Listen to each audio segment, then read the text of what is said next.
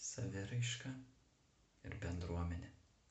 Kai šitus žodžius man pasakė mano brolis Minius, jie labai atliepė mano širdyje. Iškart supratau, kad dėl šitų priežasčių tikrai galiu eiti į YouTube. Pirmiausia ir labiausiai dėl paprasčiausios saviraiškos. Man buvo toks atradimas, kad aš išreiškiu save per žodžius ir vaizdą, kai save filmuoju ir įrašau.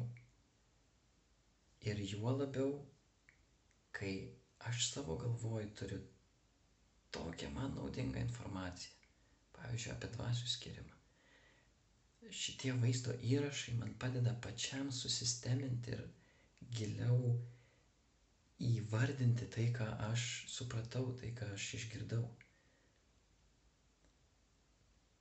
Tai pirmiausia, aš tiesiog dėl savęs kuriu šitus vaizdo įrašus, bet tikiu, kad jie ne vien man naudingi ir ne vien mano žmonai. Už tai yra ta antra priežastis - bendruomenė. Ir čia turiu omeny 3 aspektus. Pirma, aš noriu kurti bendruomenę, provokuodamas tave, skatindamas tave kurti geresnius vaizdo įrašus ar audio įrašus negu aš.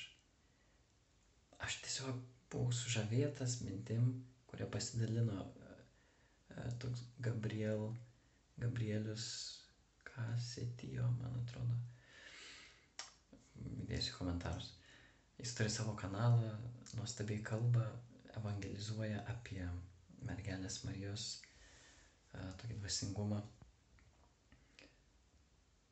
Ir jis įvardino tokią man brangią mintį. Jeigu dabar, šiais laikais, čia ateitų apaštalai, ne į mano vonios kambarį, bet tiesiog jie būtų šiuose laikuose. Jų būtų pilna medijose, jie evangelizuotų per medijas, nes tai taip paprasta ir tai veikia, žmonės žiūri. Peržiūrų skaičiai gali būti labai dideli. Net jis išsakė vienu metu tokią mintį, jeigu popiežius ar jam padedantis asmuo kompetitingai valdytų naujasias medijas, aš tikrai nenustebčiau, kad šeimose kiltų tokie žodžiai. Ei vaikai, ateikit, pasiklausykim, ką mūsų ganytojas dabar sako. Juk jis su šitom technologijom, bet kuris iš mūsų gali būti prie pat kito žmogaus, kuris yra už 1000 kilometrų. Tai taip paprasta. Bet ne vien noriu jūs skatinti. Noriu suburti ir kurti aktualiją šitų dvasinių temų, dvasinių dalykų, dvasinio gyvenimo. Kodėl? Nes tai svarbu. Ir kai sukuriu vaizdo įrašų ar kažkokias temas apie dvasinį gyvenimą,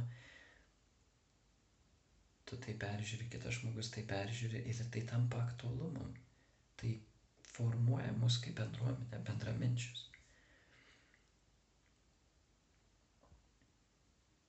Tai ačiū Dievui, kad yra šitas naujos technologijos.